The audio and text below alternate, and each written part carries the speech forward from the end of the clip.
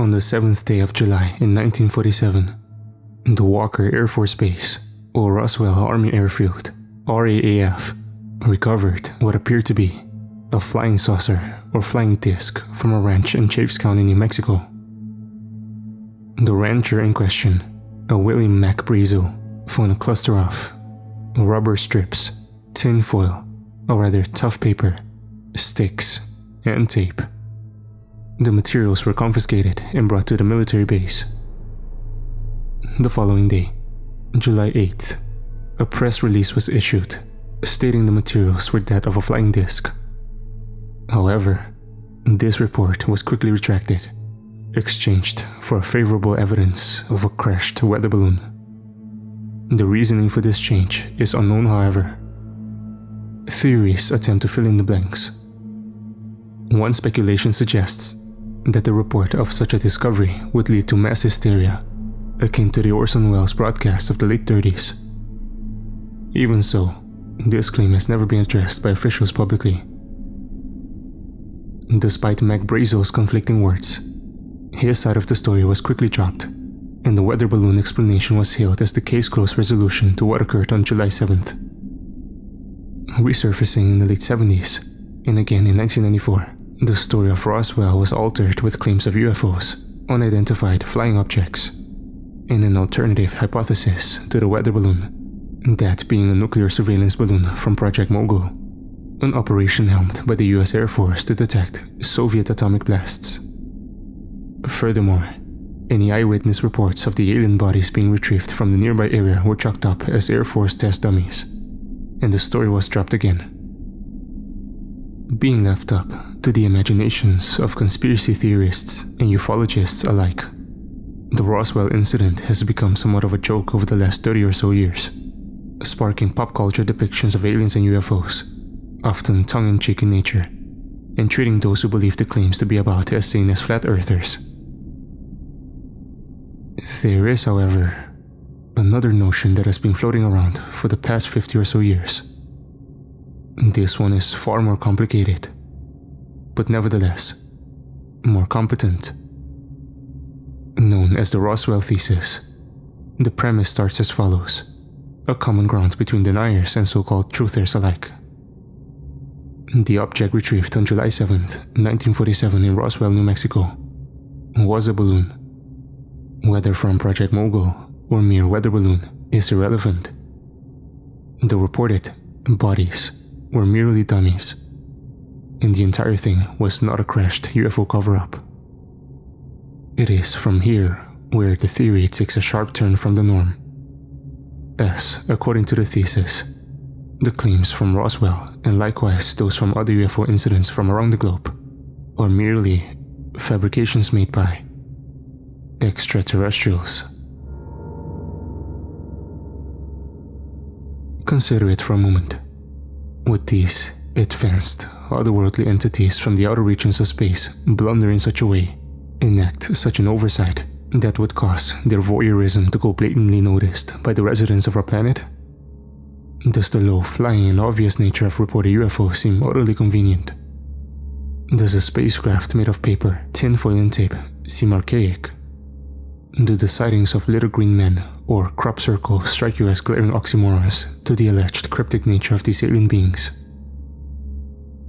The thesis is in essence a conspiracy of conspiracies.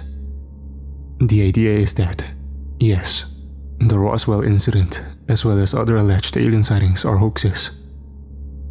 However, the threat of extraterrestrial beings is still imminent. In fact, the theory suggests we're already too late to act against their invasion.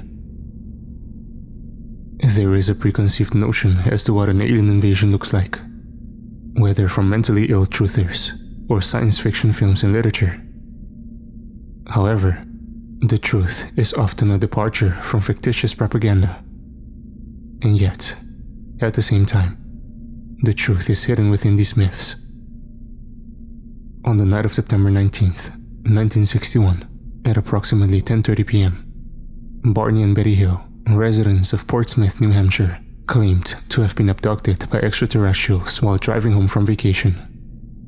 The couple reported seeing a UFO hovering over their vehicle and immediately began speeding home, where they reported feelings of impulse and odd sensations, including vivid dreams of gray-skinned creatures and metal discs. The vehicle they sped home in had noticeable circles etched in a metallic substance along the trunk.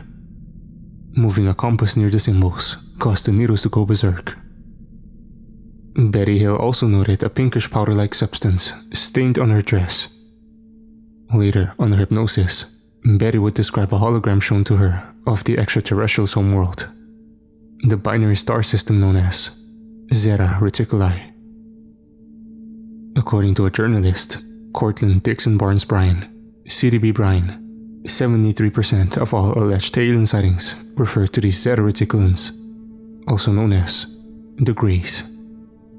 While these accounts have bits of truth sprinkled throughout, the theory suggests much of the abduction carried out seemed fictitious, as if purposeful.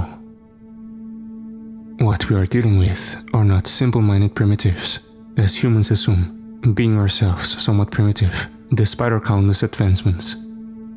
No, these entities are vastly more intelligent than us, realizing that the best way to invade is not by sheer force, ray guns, or War of the Worlds style walkers, but rather forcing our species into extinction through self-genocide. The first notions of this idea come from a 1966 autopsy of 44-year-old Conrad Dennison, a patient of the then-named New Mexico Hospital for the Insane. Today, this facility is known as the New Mexico Behavioral Health Institution, located in the town of Las Vegas, New Mexico, not to be confused with the city in Nevada of the same name. Dennison has been rather unfortunately scrubbed from the records of the institution, as no mention of his name or symptoms is available in any forms or documents. His case, however, remains one of the cornerstones for the thesis.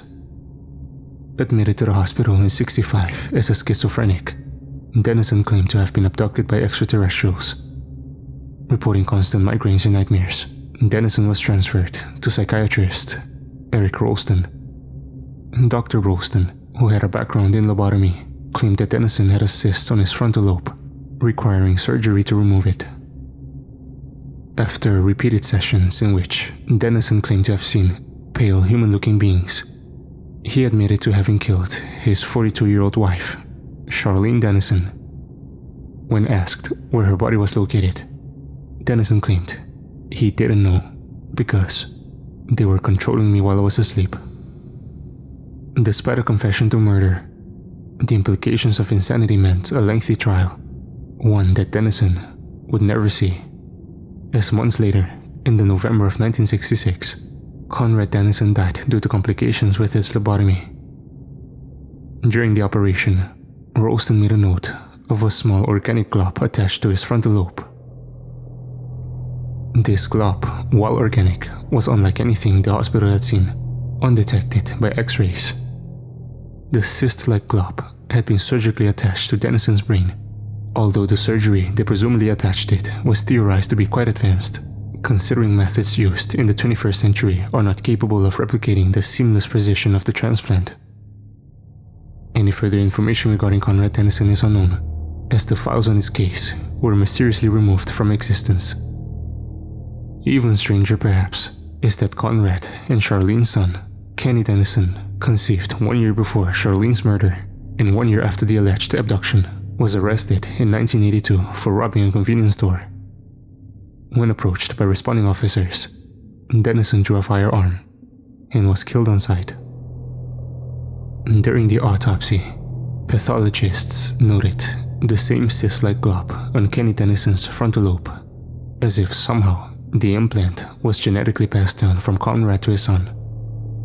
Kenny's adoptive parents and name have been obscured for privacy reasons, but rumor has it the family was not violent, and Kenny's behavior was quite unlike him.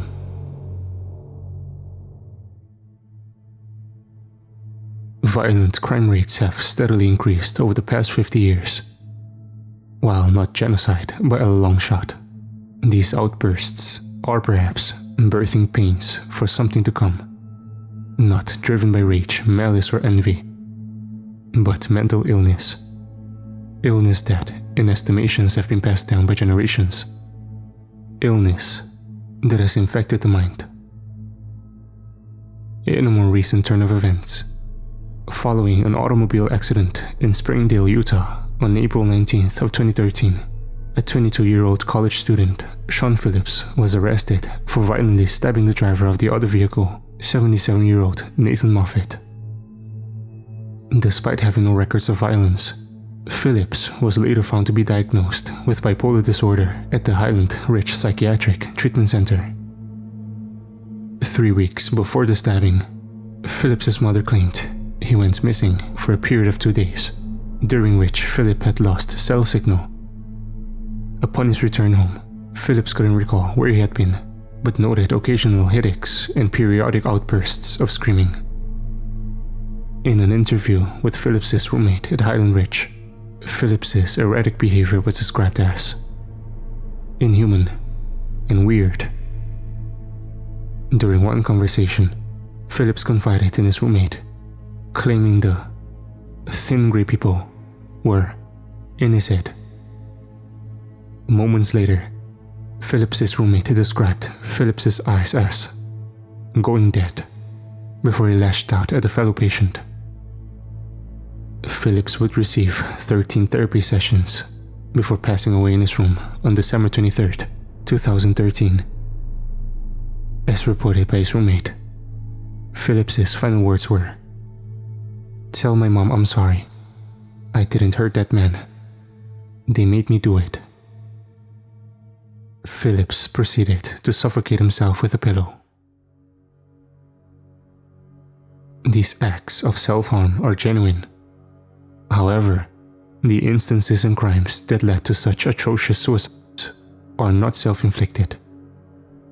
Even more troublesome are the cases in which the offender is subdued and harmed, many times killed by others, as this, fearfully, was the motive of the beings all along. Over the last decade, UFO sightings have decreased. While public interest in alien life will always remain stimulated, the shift from humanoid grays to bacterial, water-based life on Mars has occurred, resulting in the intelligent, Roswell-type alien beings largely classified as fiction. Some theorize that the reasoning for this change is part of a larger plan, as, in the minds of some theorists, the extraterrestrials at hand want nothing more than for their existence to be discarded. Roswell was their idea. The UFOs may be theirs, but only toys perhaps, so that their true nature might be tucked away. They're watching us all, for some, in our heads, and they want us to buy into the lie that they don't exist. It appears that even we too have been infiltrated, as the only way to discredit the theory is to treat it as ludicrous fiction, invalidating the truth and parading it as nonsense. You may be hearing this thesis in a fiction-based catalog. Please consider that what you are hearing is not fiction.